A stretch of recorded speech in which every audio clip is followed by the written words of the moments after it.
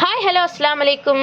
நம்மளோட Sunday special வந்து vegetable biryani with கத்திரிக்காய் புளிக்கறி. அந்த கத்திரிக்காய் புளிக்கறிக்கும் வெஜிடபிள் பிரியாணிக்கும் தேவையான பொருட்கள்லாம் பார்க்க போகிறோம். இது வந்து மசாலா ஐட்டம்ஸு: வெங்காயம், குண்டு மிளகாய், பீன்ஸு, தக்காளி பேஸ்ட்டு, இஞ்சி பேஸ்ட்டு. இது இவ்வளோவுமே, பின்ன தண்ணி. இது இவ்வளோவுமே வந்து வெஜிடபிள் பிரியாணிக்கு தேவையான பொருட்கள். அடுத்து கத்திரிக்காய் புளிக்கறிக்கு தேவையானது வந்து வெள்ளரிக்காய், மிளகு, கத்திரிக்காய், தக்காளி, இந்த மாதிரி ஐட்டம்ஸ் எல்லாம் வேணும். இதுதான் நம்ம புளிக்கறிக்கு தேவையானது, கத்திரிக்காய் புளிக்கறிக்கும் பின்ன வெஜிடபிள் பிரியாணிக்கும். ஸ்டவ் ஆன் பண்ணிவிட்டு குக்கர் எடுத்து வச்சுருக்கோம். குக்கர் வந்து நல்லா காஞ்ச பிறவை பண்ணலாம். எண்ணெய் ஊற்றிட்டு காஞ்ச பிறவை எண்ணெய் ஊற்றிக்கோங்க. நீங்கள் பிரியாணியெல்லாம் சமைக்கும் போது என்ன எண்ணெய் யூஸ் பண்ணுறீங்களோ அந்த எண்ணெயை நீங்கள் ஊற்றினா போதும். மசாலா ஐட்டம்ஸ் போட போகிறோம். மசாலா பட்டை, கிராம்பு அந்த மாதிரி ஐட்டம் பிரியாணிக்கு போடுறவங்களை போட்டுக்கோங்க. கட் பண்ணி வச்ச சவாலா போட்டுக்கோங்க.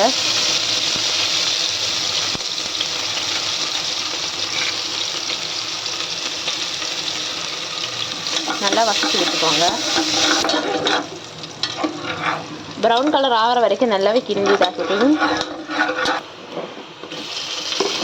தக்காளி, கட் பண்ணி வச்ச தக்காளி, 2 பச்சை மிளகாய், பீன்ஸ் இதெல்லாம் போட்டு நல்லாவே கிண்டி விட்டுக்கோங்க.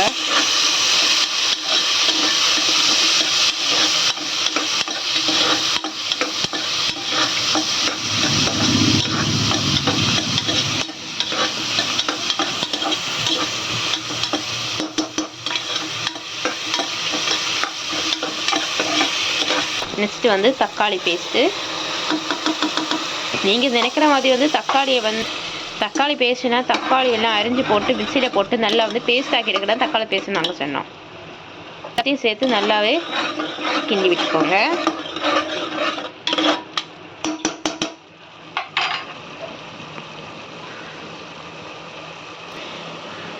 நாங்கள் தயிர் செல்லலை, ஆனால் தேவைக்கு டேஸ்ட்டுக்கு வேணும் நாங்கள் தயிர் சேர்த்தோம். உங்களுக்கு தேவைன்னா நீங்கள் தயிர் சேர்த்தா போதும்.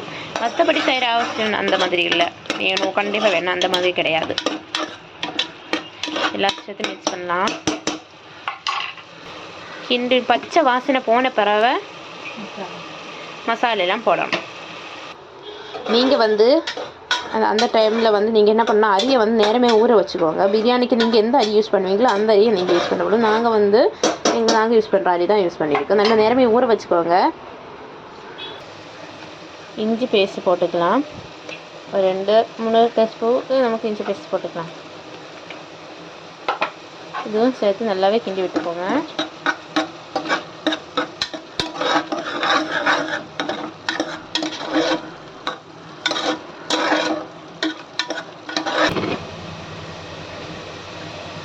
மிளகு பொடி 2 டீஸ்பூன், நீங்கள் 3 டீஸ்பூன் உங்கள் அளவுக்காக நீங்கள் போட்டால் போதும்.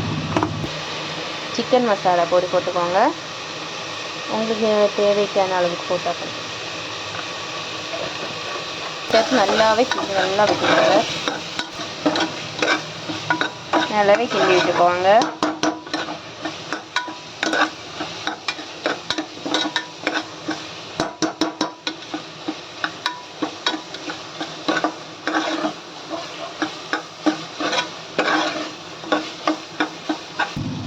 ஒரு கப் அரிசிக்கு 1.5 கப் தண்ணி.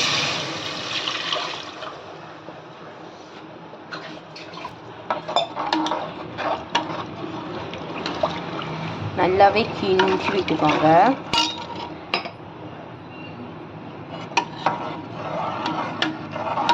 அடுத்தது உப்பு,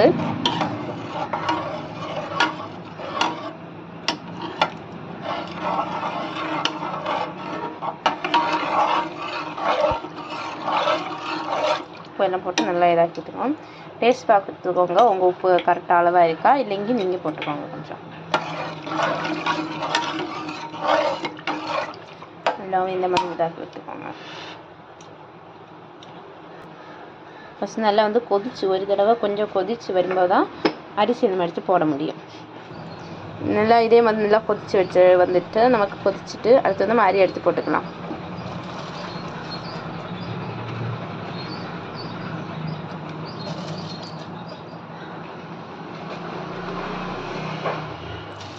அப்படியே எடுத்து போட்டுடாதீங்க, தண்ணி நல்லா வடித்த பிறவை தான் எடுத்து போட்டுக்கோங்க.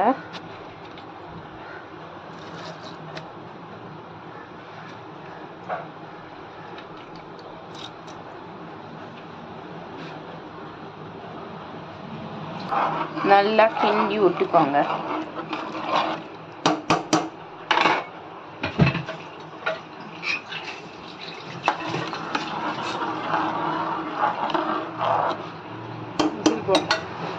நெக்ஸ்ட் வந்து விசிலுக்கு போட்டுக்கலாம். விசில்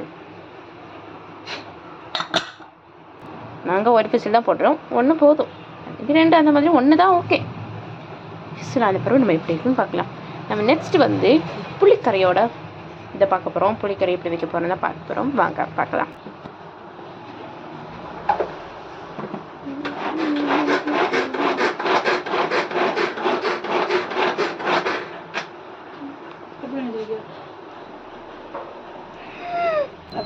ஏதோ கொஞ்சம் சொதப்பில்ல தண்ணியாச்சு.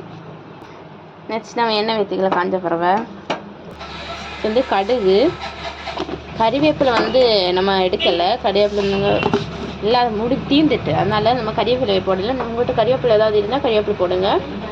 கடிக்க போட்டுருக்கோம். அது கிண்டி விடவும் நல்லா வந்து கிண்டிக்கோங்க.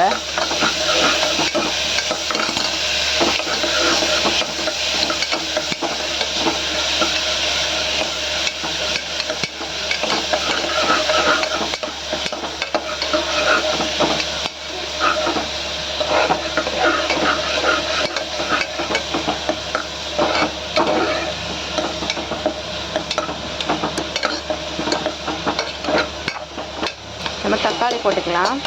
தக்காளி போட்டு அதே நல்லா கிண்டி விட்டுக்கோங்க.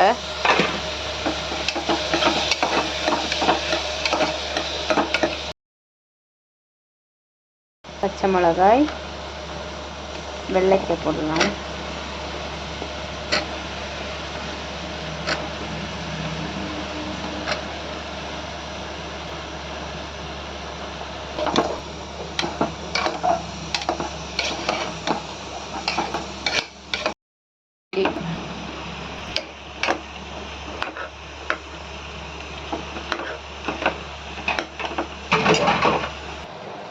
கத்திரிக்காயும் போட்டுக்கோங்க.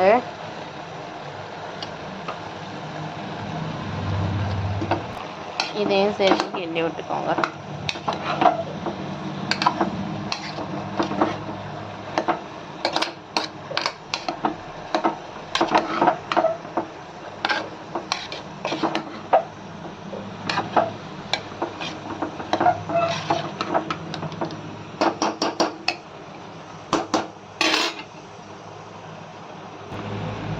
மசாலா,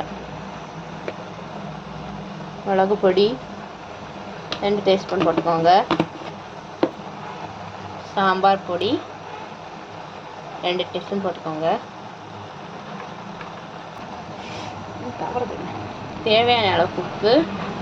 அடுத்து கரைச்சி வச்ச புளியை வந்து கரைச்சி வச்ச புளியை நம்ம ஊற்றிக்கலாம். இன்னும் சொல்லலை, ஆனால் நீங்கள் அப்படி பண்ணி ஊற்றிக்கோங்க.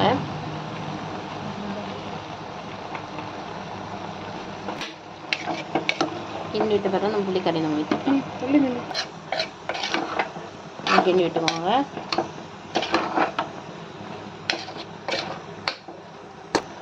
புளிக்கறி ஊற்றிக்கலாம். அதுக்கப்புறம் அதையும் கிண்டி விட்டுக்கலாம். நல்லா வந்து கிண்டிட்டு டேஸ்ட் பார்த்துக்கோங்க. கரெக்டாக இந்த உப்பு புளிப்பு எல்லாமே கரெக்டாக இருந்தாலும் ஓகே.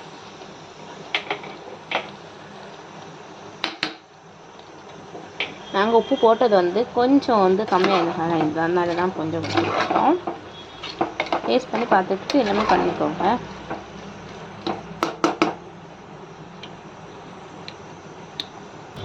மூடி வச்சுட்டு 4 விசிலுக்கு வந்து வச்சுக்கலாம். லாஸ்ட் ஃபினிஷிங் வந்து ரெண்டுமே எப்படி வருதுன்னு பார்த்துட்டு நம்ம ஃபிஷ்ல எல்லாம் வந்துடுச்சு. ஓப்பன் பண்ணி பார்ப்போமா? வாங்க.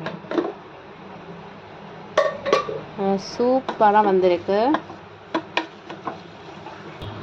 நம்ம நினச்ச மாதிரி நல்லா வெள்ளை சரக்கிறது நல்லா சூப்பராக வந்திருக்கு. இது பாருங்கள். நீங்கள் பண்ணப்போல உங்களுக்கு எப்படி வந்துன்னு மறக்காமல் கமெண்ட் பாக்ஸில் மறக்காமல் சொல்லிக்கோங்க. நெக்ஸ்ட் வந்து நம்ம புளிக்கரை பார்ப்போமா? அதுவும் நல்லா சூப்பராக ஃபினிஷிங்காக ரொம்ப அழகாக நல்லா மனமாக வந்திருக்கு. நீங்களும் பார்த்துக்கோங்க. நீங்கள் பண்ணிவிட்டு இதோட ஏக்கா பாயிண்ட் கண்டிப்பாக போடுங்க. உங்களுக்கு பிடிச்சிருந்தா பார்த்துக்கோங்க. இது மறக்காமல் கமெண்ட் பாக்ஸில் போட்டுக்கோங்க. இந்த தக்காளிக்கும் கத்திரிக்காய் தொக்கும் வெஜிடபிள் பிரியாணி பிடிச்சிருந்தா லைக், ஷேர், சப்ஸ்கிரைப், கமெண்ட். பாய்.